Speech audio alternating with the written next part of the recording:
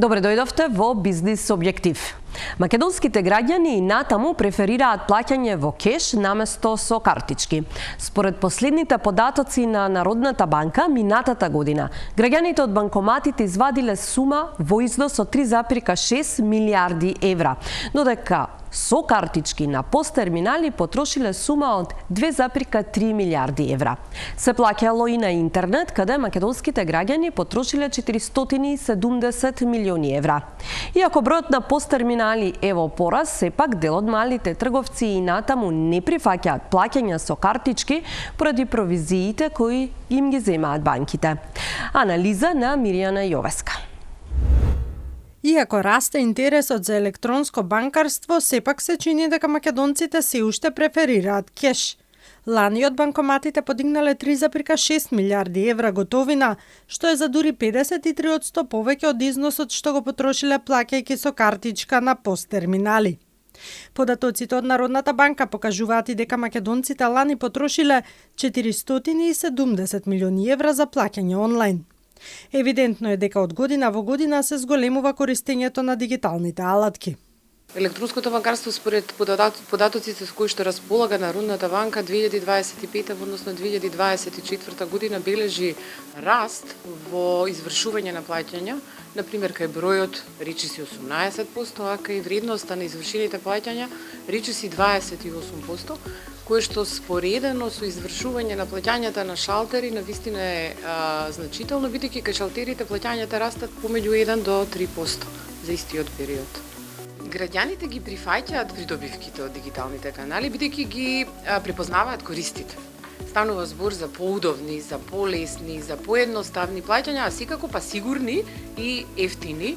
И во таа смисла секако дека прединачат помладите генерации, присутна и средната возраст на граѓаните која што ги ползува придобивките од дигиталните канали, но се почесто и повозрастните групи користат дигитални канали за извршување на плаќањата и во тој контекст би напоменале дека е важна дигитализацијата, но важна е и довербата во сигурноста на тие дигитални канали, бидејќи колку повеќе дигитализацијата има потреба да биде присутна, тоа значи дека треба да биде и стандардите за безбедност треба да бидат секако зголемени во тој аспект.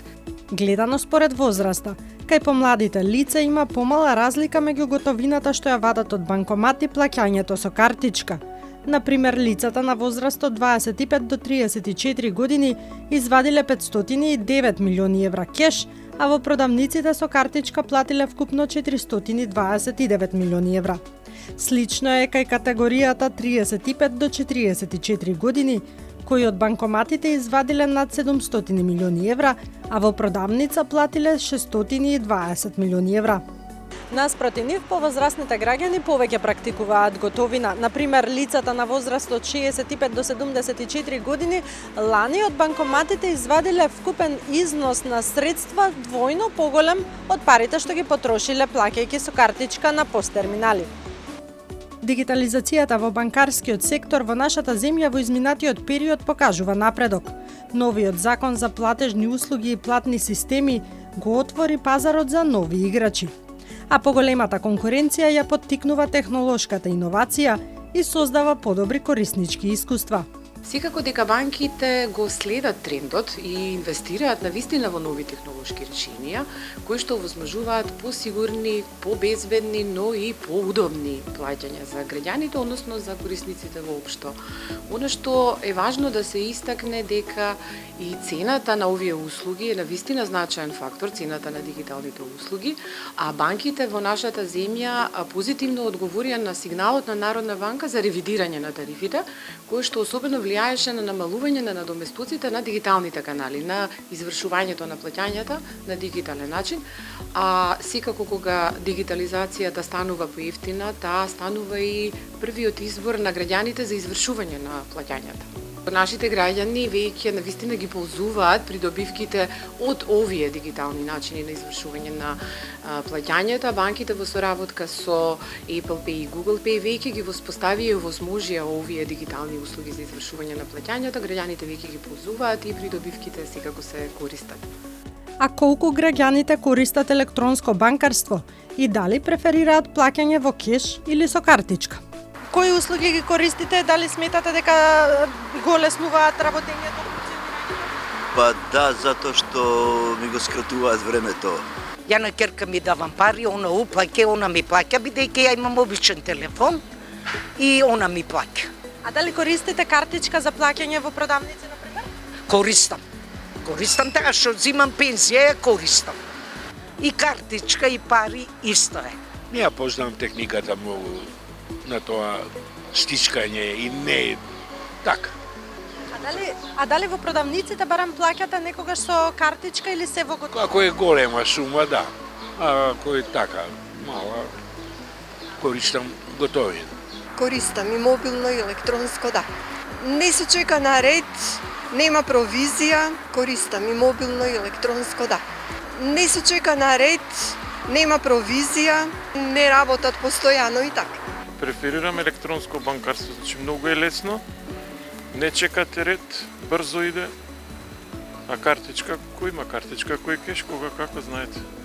И тоа ми причинува задоволство, и денес кој ќе појдам на лице место да им платам. По интегрирањето на Македонија во СЕПА, што значајно придонесува во дигитализацијата на плаќањата поради брзината и едноставноста, тука е и регионалната иницијатива на земјите од Западен Балкан, со која што до крајот на годинава треба да се воспостави инстант плаќањето, кое што веќе функционира во Европската Унија. Инстант плаќањето е плаќање во кое што преносот на паричните средства се случува за максимални 10 секунди, кое што навистина независно од да кажеме иницијаторот кој начин ќе го користи, дали ќе биде тоа електронското банкарство, дали ќе биде мобилната апликација или пак така наречени други услуги, како на пример иницирање на плаќањето базирано на QR код или иницирање на плаќањето базирано на некаква push нотификација, секогаш плаќањето ќе биде во рок од максимални 10 секунди, независно дали станува збор за работен ден, празник или пак било кој друг неработен ден за платните системи, па и за она што ние го знаеме како граѓани за банкарскиот сектор или секторот кој што ги овозможува платежните услуги. Оваа услуга е веќе навистина достапна во Европската Унија, базирана е на клонот на ТИПС, како што спомнав, регионалната иницијатива за модернизација на плаќањата на нашата земја, во која што Народна банка има активно учество, навистина ќе го овозможи овој тип на плаќање во нашата земја крајот на 2026 година. Според податоците на Евростат, 70% од европејците лани користеле интернет банкарство. Највисок е процентот во Данска, каде над 97% од граѓаните користат банкарство, додека Бугарија и Романија се најдолу на табелата со по околу 30%. Состојбата не е многу подобра во Македонија, бидејќи Евростат процени дека кај нас скоро 35% од граѓаните користат интернет банкарство. Споредено со регионот, пред нас се Србија и Босна и Херцеговина, додека Косово, Албанија и Црна Гора заостануваат за Македонија.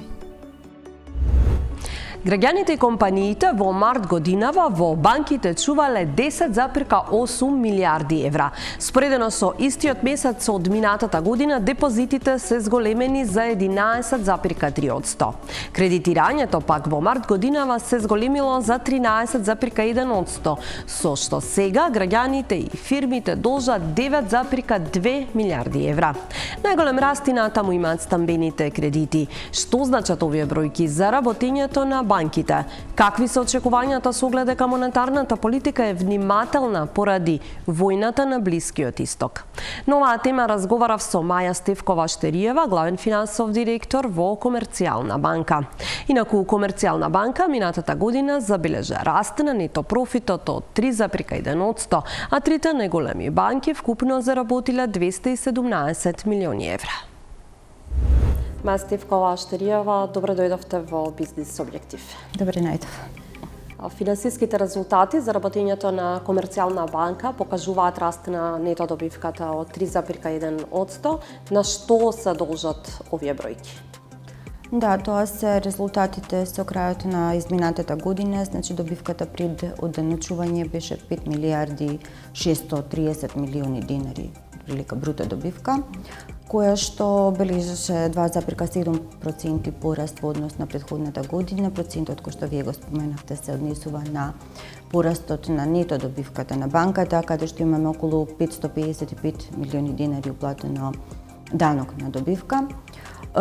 Генерално сметаме дека се исклучително добри резултати, остварување на планот за претходната година со отприлика 110%, се она што мислам дека акционерите на банката ги прави среќни. Генерално резултатите се постигнати со оперативното работење, зголемување на нето каматните приходи, провизиите, нето корисните разлики, но тоа што генерално е главниот двигател на порастот и добриот резултат за годината беа наплатените претходно отпишани поверувања, односно ние поверувања кои што се пренесени на вонбилансната евиденција согласно регулатива на Народна банка.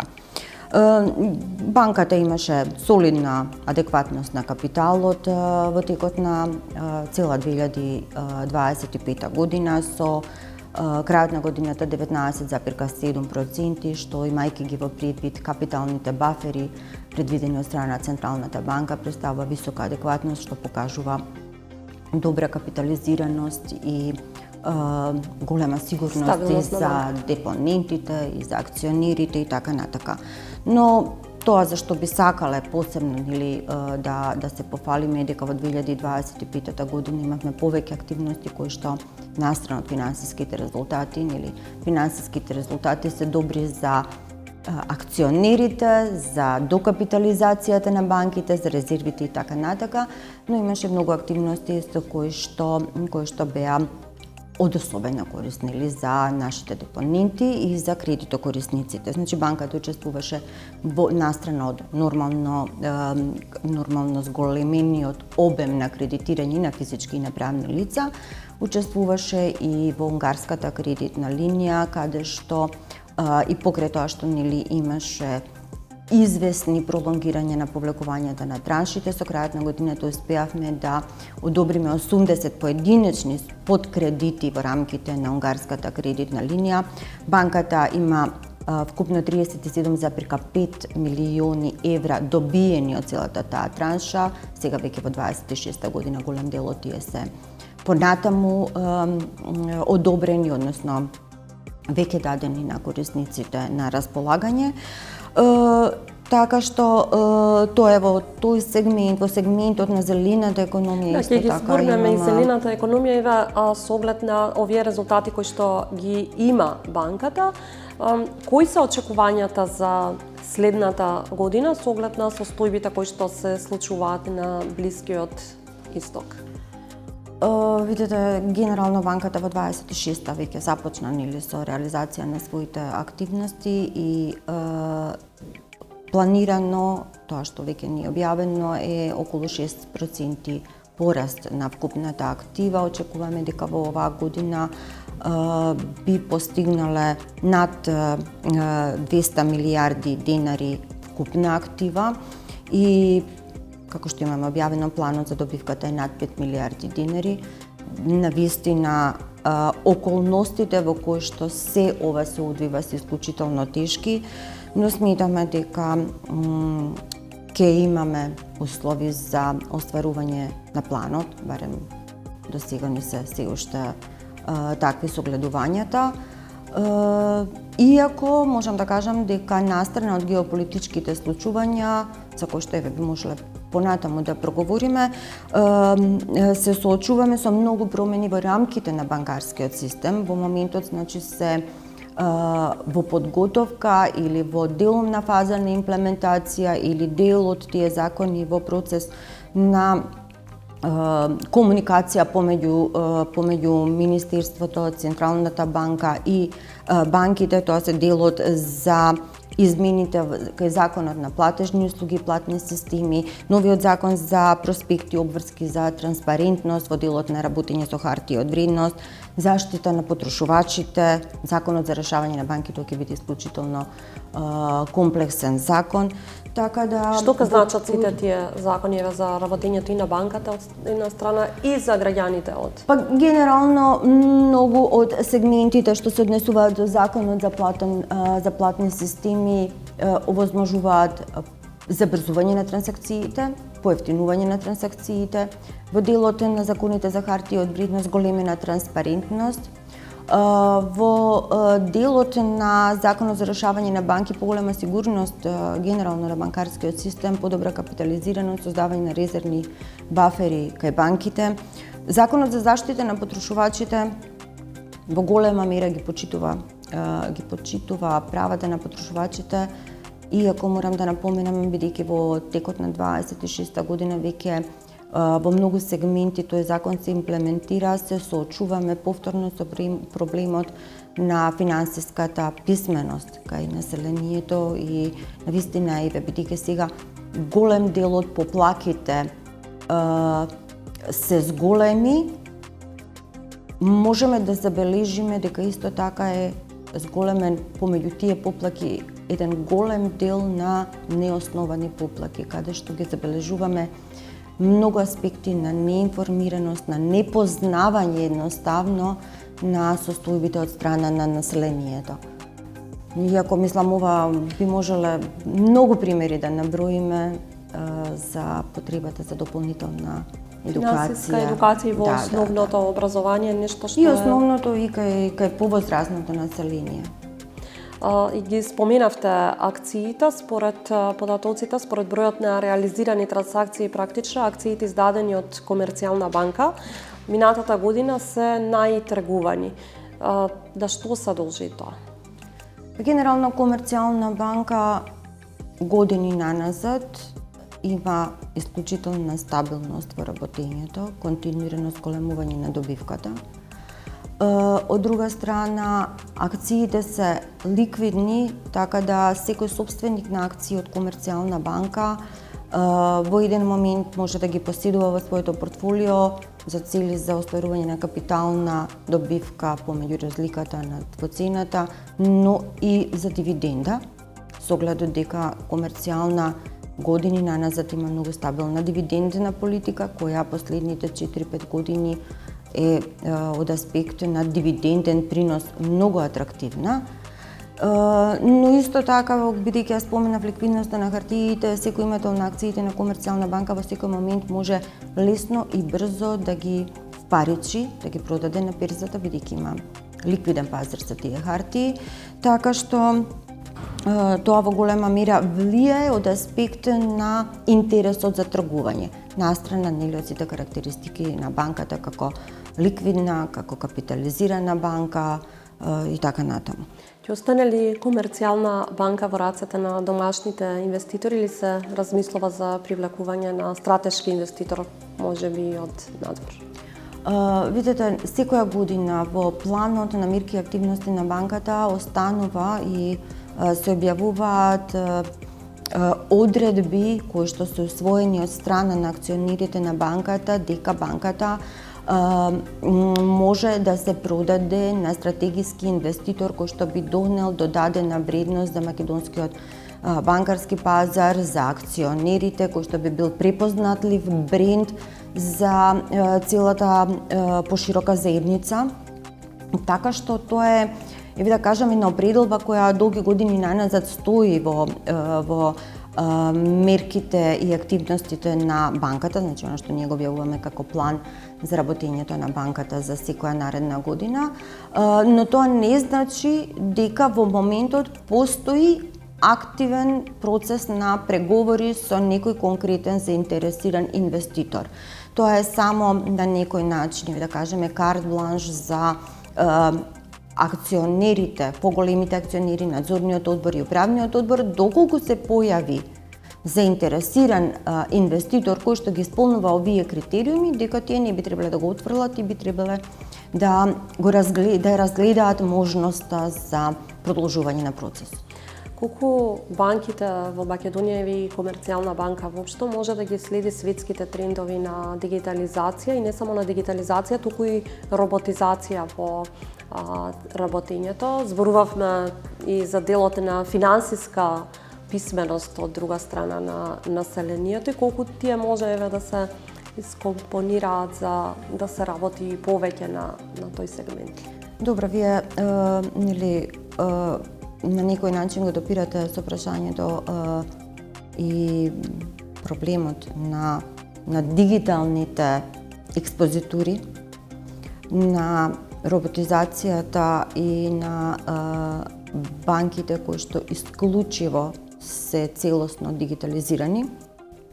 Не сметам дека било која земја во регионот може целосно, посебно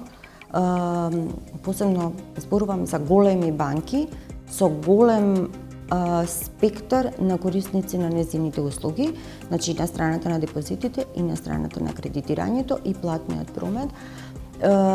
Не сметам дека може да биде целосно дигитализирана, бидејќи банките кои имаат големи депозитни бази и голема база на кредитокорисници, најчесто во својата структура имаат корисници кои што се од повозрастната популација, значи не зборуваме за најмладите генерации кои што речиси одбелени се дигитализирани.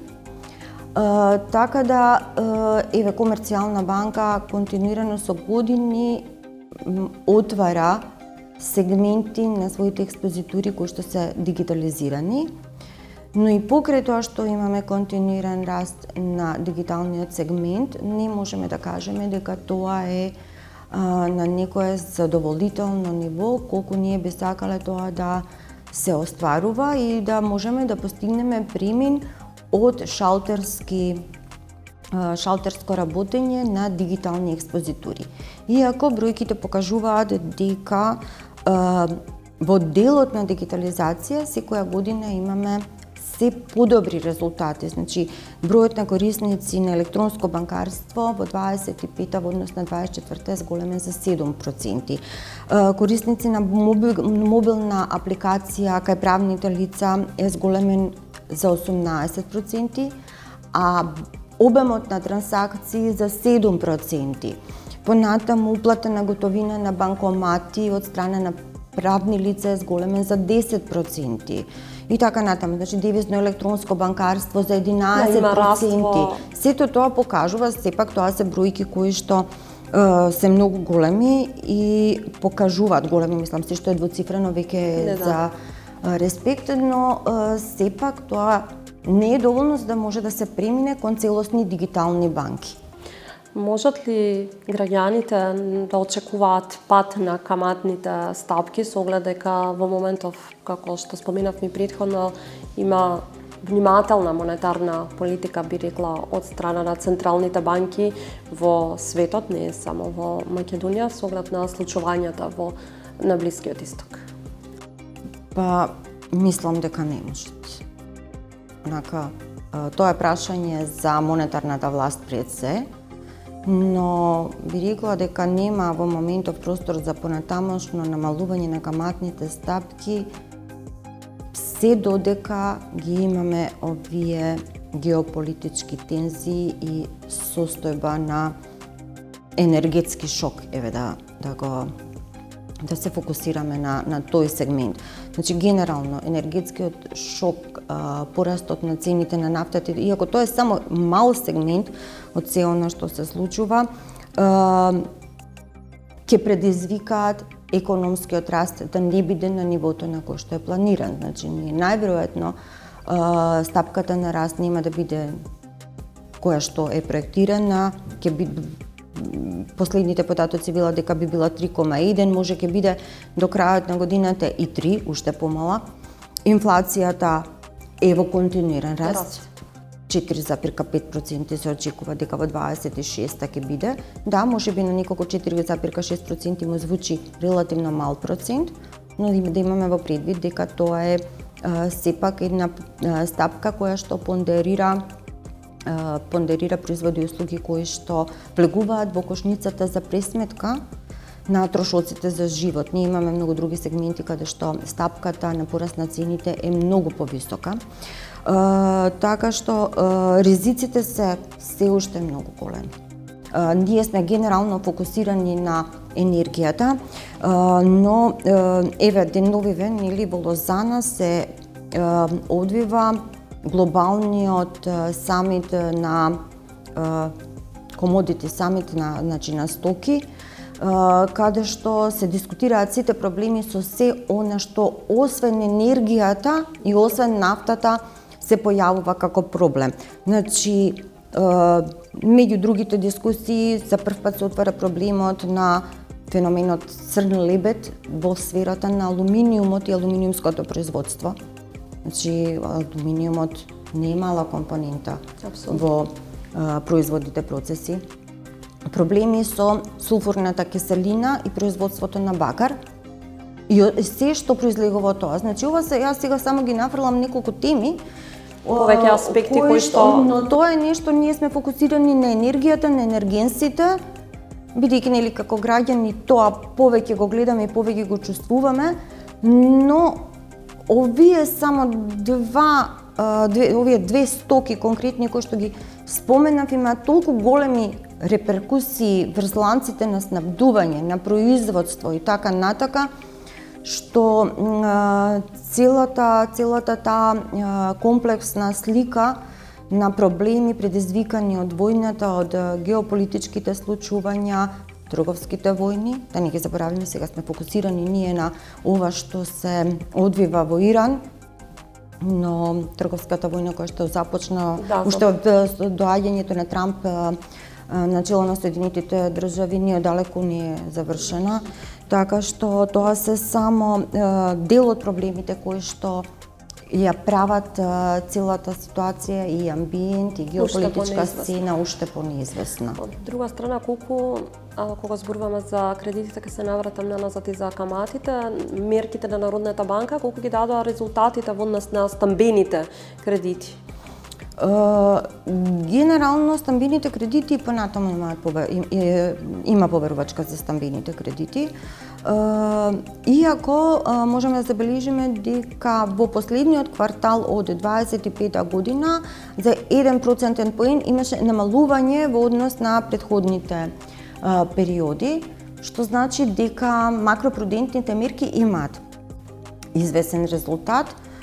Ние би сакале да веруваме дека тоа поради макропрудентните мерки. Повторно и во случајот на ова прашање ќе се навратам на тоа дека можеби Централната банка подобро може да одговори гледајќи ги деталите, односно структурата на стамбените кредити, на корисниците на тие кредити, структурата по банки, по возрастна структура и така натака, значи сите елементи, затоа што ние вака гледајќи го преку процентите не можеме да видиме дали е поради макропрудентните мерки, нас така ни личи, или е некаква воздржаност поради целокупната состојба, бидејќи нели како што претходно зборувавме, не можеме да заборавиме дека имаме раст на инфлацијата, дека имаме неизвестност и дека не се знае дали стамбените кредити во моментот се одобруваат со фиксни каматни стапки најчесто на 10 години, нели зависно од банка до банка, но сепак во крајна линија трендот на движење на каматните стапки е неизвестен.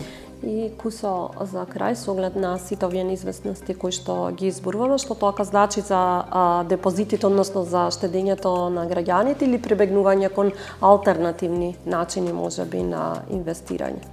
Штедењето се уште расте, значи во Македонија банкарскиот сектор дефинитивно се смета за од страна на населението за најсигурен пласман, пред се, ако се земе во пред и фактот дека депозитите кај банките се осигурени, но и дека се известни приносите, односно каматните стапки. Кога ќе се вложат средствата кај банка, каматната стапка на депозитот е преддефинирана, корисникот на тој продукт точно знае што ќе добие. За разлика од алтернативните опции, кај инвестицијските фондови, осигурителните продукти, пензиските шеми и така натака, каде што приносот е поврзан со инвестициите на инструментите во кои што фондовите вложуваат. Но сепак и покрај тоа што имаме раст на депозитите во банкарскиот сектор, мора да се истакне дека имаме континуирано зголемување на пласманите од страна на населението пред се кај инвестициските фондови. Чисто како илустрација можам да напоменам дека Комерцијална банка е банка чувар на 16 инвестициски фондови, при што средствата под управување кај тие инвестициски фондови 25 во однос на 24 година се зголемени за 30%. Тоа не се средства кои што како големина може да се споредат со депозитите во банкарскиот сектор, но покажуваат дека кај населението има еден тренд на вложување во инвестициските фондови, како и дел од населението инвестираат директно во харти од вредност во странство.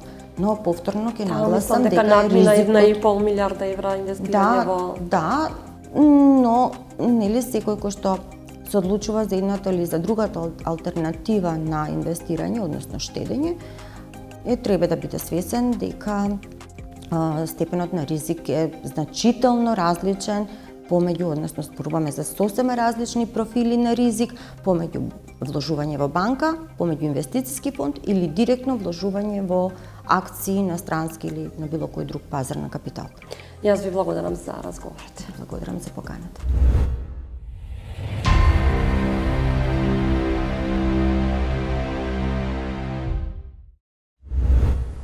Ви благодарам што не следевте. Бидете со нас и на социјалните мрежи. Од мене пријатно.